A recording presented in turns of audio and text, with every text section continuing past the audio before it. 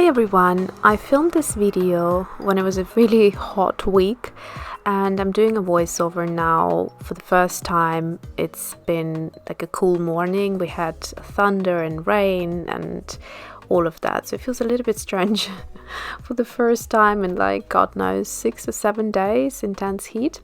So I am going to create these faces today. They have been super fun. I put a picture up on Instagram and asked if some of you wanted to see them, and a couple of you said yes, so I decided to create this kind of art journal play session and / tutorial, whichever way you prefer to call it. So what I'm going to use is some acrylic paints, which I'm going to show you exactly how I created the ones that you see on the page there, and I will talk you through all the colors as we go.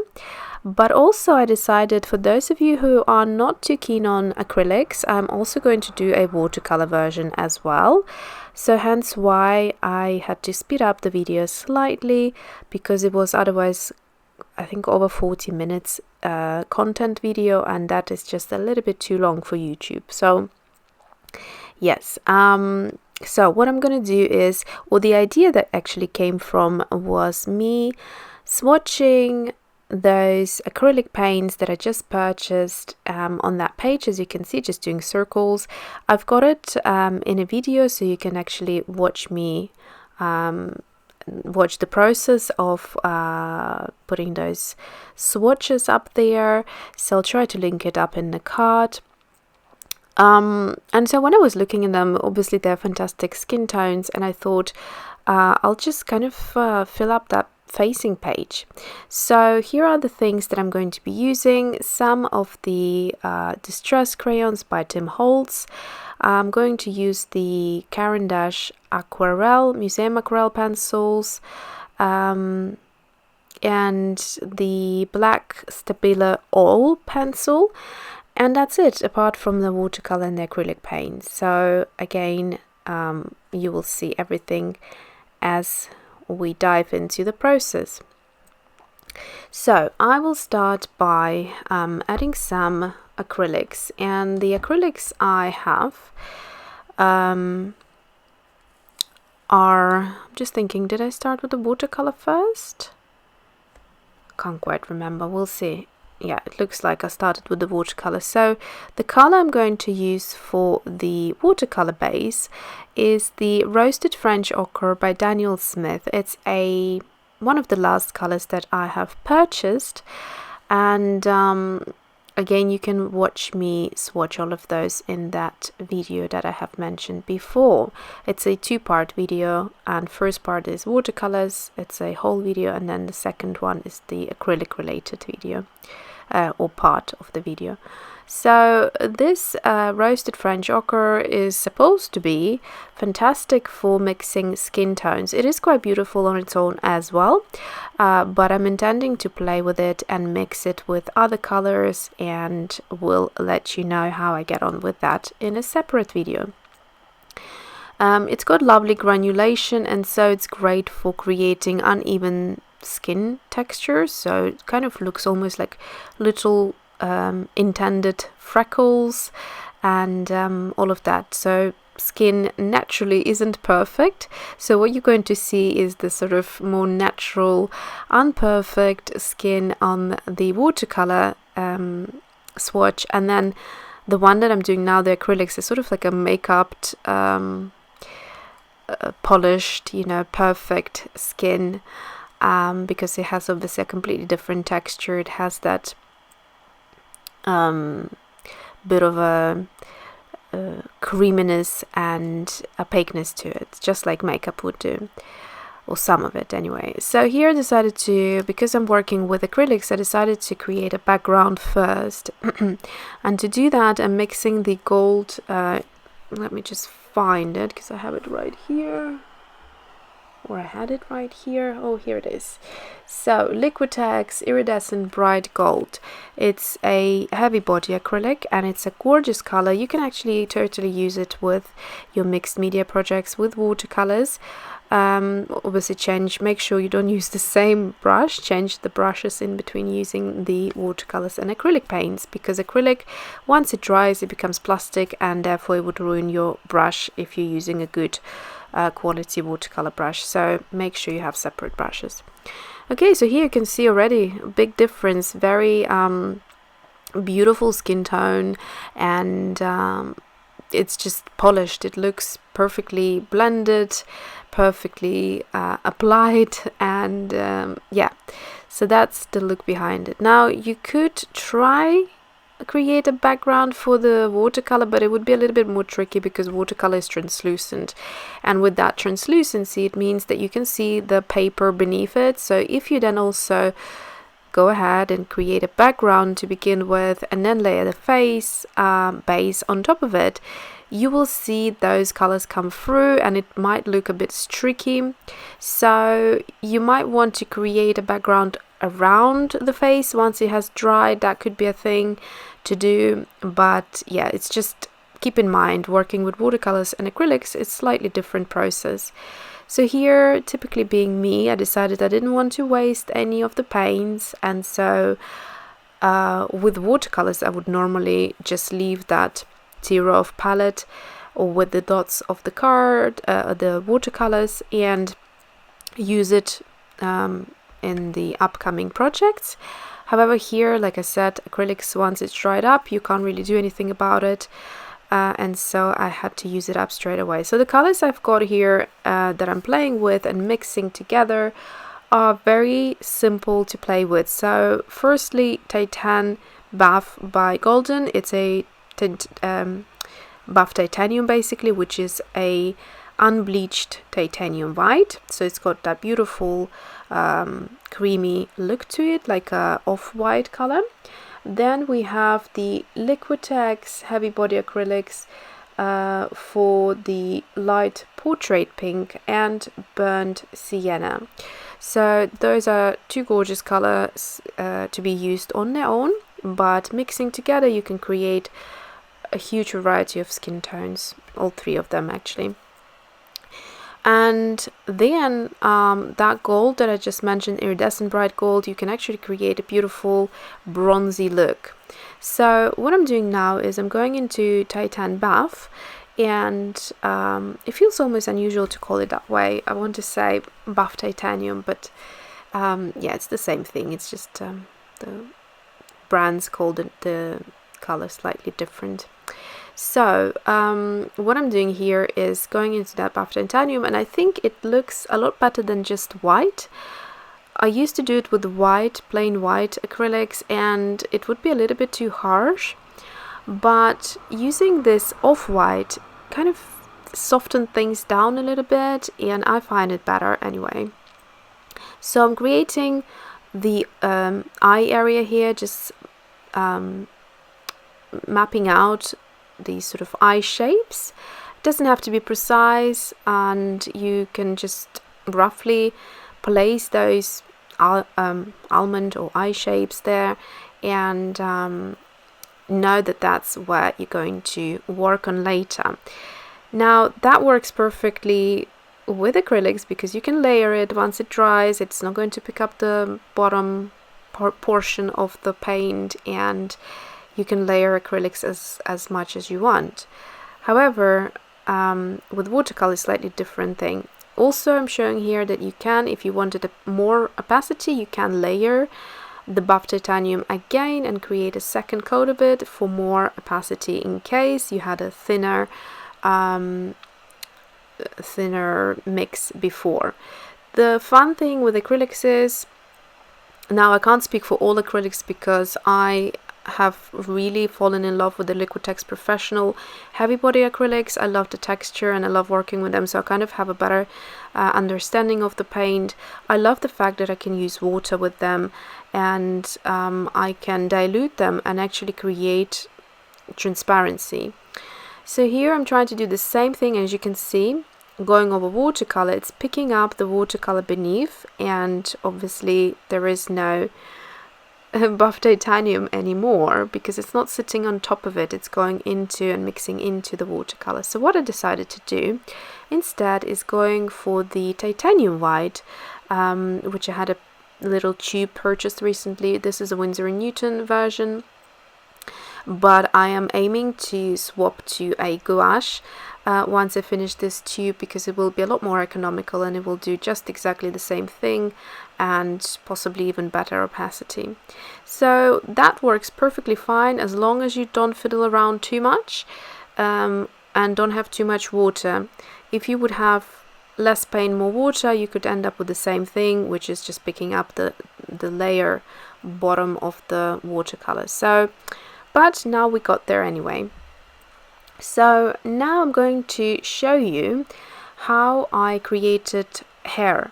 So on the acrylics, or will we go to the hair portion later? I think hair portion will be later. Alright, let's talk about eyes then. So for the eyes, I have grabbed the Stabilo All. What am I doing there? I wonder what I'm doing. It looks like I'm doing some housekeeping. So it was the Stabilo All pencil, which is fantastic because it can work on any surface, and it yeah, so you can work on even glass or metal, whatever you want. I haven't personally tried, but I know this is what the pencil is designed for. I love the intensity of the black of the pencil, and yeah, to me that's just beautiful. Also, what's fabulous about this Stabilo All pencil is that it's water soluble, so you can leave it dry, but you can also activate the pigment, and I feel like it settles, or sets rather, the pigment quite well, because I found that if I don't do that with water, what happens is it can transfer onto the other page, but if you add water and activate the pigment and that kind of dries, it sort of becomes more permanent, and yeah, just doesn't seem to transfer as strongly as the other one. So now what I did for the eyes, I used the I believe the Sienna 50% Caran Museum Aquarelle pencil to create a little bit of the color in the eyes, which I will use a bit of water later to activate. And then again for the pupils, I have added the black, and now just moving on to the nose, also moved a little bit of that black underneath the eye, which I quite like the look of. And now moving on to the hair portion. Now this is super fun. You can use whatever you have in your stash. I happen to like these crayons, distress crayons, which are water soluble. The color I used there, in case you are loving it as much as I am, is Mahogany, and they are super soft. And the thing with them is, for sure, you need to activate them with water to have that flowy look, and also again so that they don't transfer onto the other page. However, they meant to dry like permanent, as in once they dry they're not supposed to move, but I'm not sure how much time needs to go by for that to happen, because I noticed that mine even after 5-10 minutes, although they don't move as creamy as they do beforehand when first applied, they still have a bit of a smudge to them. So what I've done there is I used the same pencil as for the nose and the eyes, and I just mapped out a shape for the lips, and now I'm just using this crayon as watercolor. And you can see that in the hair you've got the particles of the crayon, which gives it a bit of a texture, and for the hair it works quite well. But for the lip portion I wanted it to have a watercolor effect, and so going straight into the crayon with a brush just works really well. And then if I want to intensify, I just dip it into that little puddle of water, and it kind of intensifies the little cheek area. So that's what I've done there. Super easy, super fun, a lot of fun actually, because these happened like by an accident, just me creating these oval shapes, which I thought they look like faces, and then why not just add some little makeup to the faces. So now I'm creating these little stands almost. It's sort of like a neck and a décolletage or a little stand, so it just kind of looks very what's the right word, like illustration, I suppose, and I like that look. Now I'm going back into the Museum Aquarelle by Caran, which is a water soluble or watercolor pencils rather, and this was that beautiful teal color. Let me just pull it out. It's called Light Malachite Green, and it's gorgeous. It's one of the pencils that actually doesn't pop once you add the water. Most of the pigments in the other colors, they come through a lot stronger, like you will see in the next pencil that I will use for the other illustration. So now I'm going to move on to the watercolor face, and there similarly, oops, I noticed that I created a bit of a mess with the lip. The pigment ran out, and so what's great about acrylics is that it's very easy to fix things. You can see I have lifted the cheek completely, so I'm just gonna go touch it up, and that's it. It's very, very easy to work with acrylics, and I don't think you can ever make any mistakes, because even if you work with acrylics on top of acrylics, and if you hate it, you can go again over and over and over, and it's just like an endless process really. And then you can just soon start again. So I have sharpened the Stabilo All pencil just to have a bit more of a tip, and I'm going to give her a nice eyeliner just the same way as I did on the previous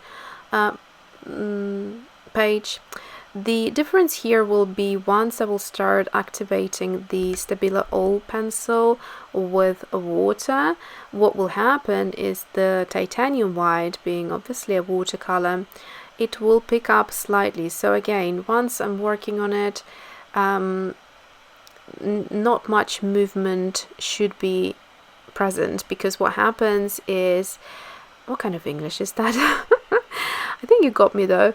So what I'm trying to say is, don't move your brush back and forth too many times, because you'll start picking up that titanium white. Just go over very carefully, just over that line with the pencil, and that's it. Because otherwise the opacity of the white titanium will start mix with the black, and it just kind of becomes a little bit muddy. I think this is where I was showing right there. So just be quite careful with it and aware of it, that's all. And yeah, and then I'm just pulling out that color, and you can see, I don't know if you can actually see, but it was quite obvious that I could see the white titanium beneath that black underneath the eyes. So then I just decided to thicken the line up and kind of cover that white a little bit. So it's a different process, and but it's still workable. You can still adjust to it, and yeah, play around and experiment. So there for the nose, usually I just do 2 dots, but I kind of like that connecting line as well for this set of illustrations, and then it helps to map out a face or rather a lip shape before going into it. I decided to use the same color for the neck and the stand thing, but in the end I didn't like it too much. I thought that because it's watercolor and it's more kind of subtle, I might like it more, but in the end I will go for a darker color just to have a variety to that black. Here I have used that new color that I'm absolutely in love with. It's called Dark Plum by Museum Aquarelle pencils, and you can see it's just so beautiful and rich, and it's got that beautiful plum lipstick color. And I'm using the same for the cheek, but this time going onto the lid with my brush, similarly as I've done with the crayons, and that way I have matching lip and cheek, and also didn't have any of the pencil marks on the cheek because it's a very small area there. So now I have gone I moved on to the Rowney FW, which are, I think, artistic grade or artist grade acrylic inks, and they're fun to use as watercolors as well.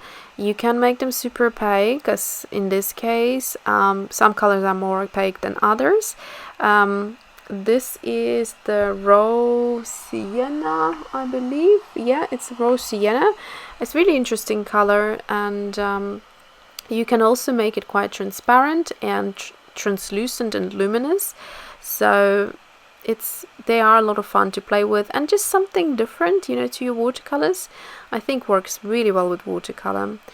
And that's it. So I'm just kind of now going into the eyes, which again on the white titanium proved a little bit challenging because it just starts mixing with the white and you lose the pigment of the pencil that you laid there beforehand. So this color now, this will pop very nicely with the addition of water, and this is the Beryl Green, still by Caran Museum Aquarelle. Surprise, surprise. And you'll see now what happens. So there you go, the pigment gets activated and it starts popping more. It depends on the color of the pencil, but most of them do that, I found, and then maybe a couple don't do as well. So that is it, and then I think I will try to change the color. So I'm showing you the colors that I used was that Sienna 50%, and I will swatch to umber, I think. No, brown. I think I will swatch to the brown color, which I felt worked a lot better and gave it a bit more color and contrast, because the other one was just lost. I tried to use that same color on the hair and I didn't like it because it was again kind of getting lost there, and I didn't want to use watercolor to activate the pigment, which you would have done. I wanted to just have the pencil marks, and in this case the All Black by Stabilo works just perfect in my opinion. So I have gone ahead and traced, and that is it. So I think I might show you some close-ups probably, and that's it for today. So thanks for watching, and I will see you soon.